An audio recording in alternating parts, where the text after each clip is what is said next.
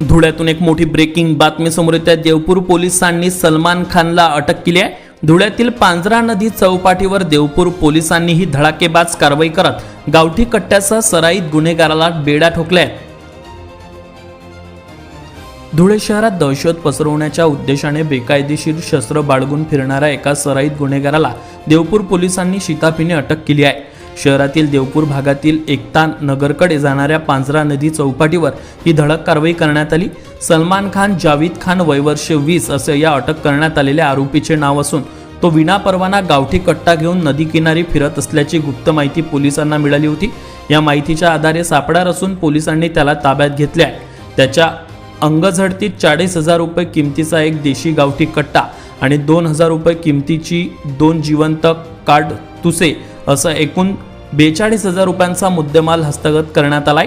विशेष म्हणजे यात 20 वर्षीय तरुणावर यापूर्वी घरफोडी आणि बेकायदेशीर शस्त्र बाळगल्याचे 3 गंभीर गुन्हे देवपूर पोलीस ठाण्यात दाखल आहेत। सदर ही उल्लेखनीय कामगिरी धुळ्याचे पोलीस अधीक्षक श्रीकांत धिवरे, अप्पर पोलीस अधीक्षक अजय देवरे व उपविभागीय पोलीस अधिकारी राजकुमार उपासे यांच्या मार्गदर्शनाखाली करण्यात आली आहे। देवपूर पोलीस ठाण्याचे पोलीस निरीक्षक समाधान वाघ यांना मिळालेल्या माहितीनुसार सहाय्यक पोलीस निरीक्षक बीबी पाटील, असई Milind Sonawane, police head constable Kiran Mehrunkar, Kailas Patil तसेच पोलीस कॉन्स्टेबल भटेंद्र पाटील, सौरभ कुटे, वसंत कोकणी आणि शुभम बोरसे यांच्या शोध पथकाने अत्यंत वेगाने हालचाली करत ही कारवाई फते केली आहे। या प्रकरणी देवपूर पोलीस ठाण्यात गुन्हा दाखल करण्यात आला। या गुन्ह्याचा पुढील तपास महिला पोलीस उपनिरीक्षक कल्याणी पाटील करत आहे। मुख्य संपादक जतीन बोरसे सर, जेबीटीव्ही न्यूज, शिंदखेडा, धुळे।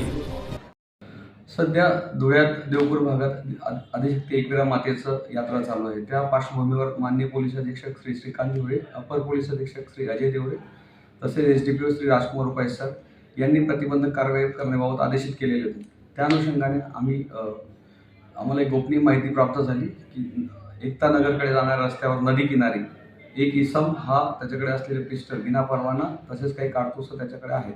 त्यानंतर आम्ही सदर बाबतीत ट्रॅप रचून सदर इसमाला पकडलं।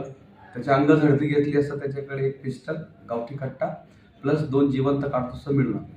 सदर इसमावर भारतीय हत्यार कायदा कलम 325 तसेच मुंबई पोलीस अधिनियम 135 अन्वये कारवाई करण्यात आलेली आहे।